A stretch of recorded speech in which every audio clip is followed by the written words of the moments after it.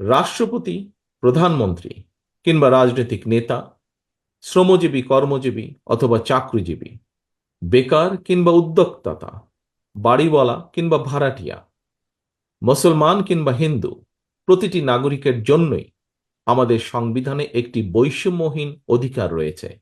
এবং কি সেটি? সেটি হলো ভোটের অধিকার। যদিও বৈষম্যহীন সেই ভোটের অধিকার প্রয়োগের কোনো নিশ্চয়তা নেই, আমার কাছে মনে হয় বৈষম্যহীন বাংলাদেশ গড়তে প্রতিটি নাগরিকের একটি বৈষম্যহীন অধিকার প্রয়োগে অধিকার নিশ্চিত থাকা অত্যন্ত জরুরি। প্রতিটি নাগরিকের জীবনে একমাত্র বৈষম্যহীন অধিকার তথা ভোটের অধিকার প্রয়োগের মাধ্যমেই নাগরিকেরা যার যার পছন্দের প্রতিনিধি নির্বাচন কিংবা অপছন্দের প্রতিনিধিকে প্রত্যাখ্যান করার সুযোগ তৈরি হবে। অন্তর্বর্তীকালীন সরকার ইতিমধ্যেই নির্বাচন কমিশন পুনর্গঠন করেছে।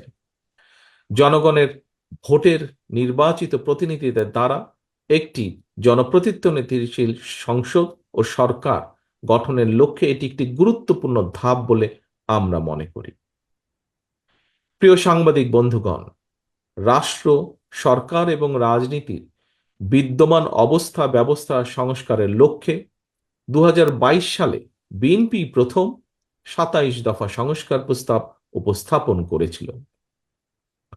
পরবর্তী সময়ে বাংলাদেশের পক্ষের গণতান্ত্রিক রাজনৈতিক দলগুলোর সঙ্গে মত বিনিময় শেষে 2023 সালে 31 দফা সংস্কার উপস্থাপন করেছে বিএনপি। বিএনপির উপস্থাপিত সংস্কার প্রস্তাবে গণমাধ্যমের স্বাধীনতা নিশ্চিত করার লক্ষ্যে সুপ্রিম কোর্টের সাবেক বিচারপতি, অভিজ্ঞ মিডিয়া ব্যক্তিদের নিয়ে একটি মিডিয়া কমিশন গঠনের কথা বলা হয়েছে।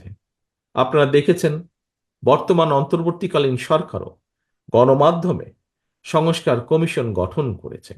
সুতরাং সংস্কার কার্যক্রম নিয়ে অন্তর্বর্তীকালীন সরকারের সঙ্গে বিএনপির কোনো বিরোধ নেই। সংস্কার আগে নাকি নির্বাচন আগে, যারা এ ধরনের প্রশ্ন তুলে জনমনে বিভ্রান্তি সৃষ্টির অপচেষ্টায় লিপ্ত হয়েছেন তাদের উদ্দেশ্য কিন্তু ভিন্ন। বিএনপি মনে করে সংস্কার কার্যক্রম এটি কোনো শেষ হওয়ার বিষয় নয়। একজন সংস্কার কার্যক্রম শুরু করলে আরেকজন প্রয়োজনীয় সংস্কার এগিয়ে নিয়ে যায়, কারণ সংস্কার একটি চলমান প্রক্রিয়া।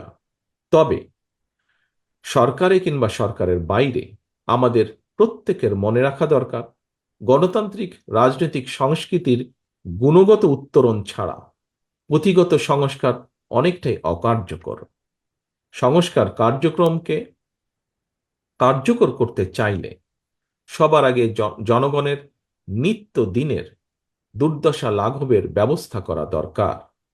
জনগণের নিত্য প্রয়োজনীয় সরবরাহ নিশ্চিত করা না গেলে সংস্কার কার্যক্রমের কাঙ্ক্ষিত সুফল পাওয়া যাবে না।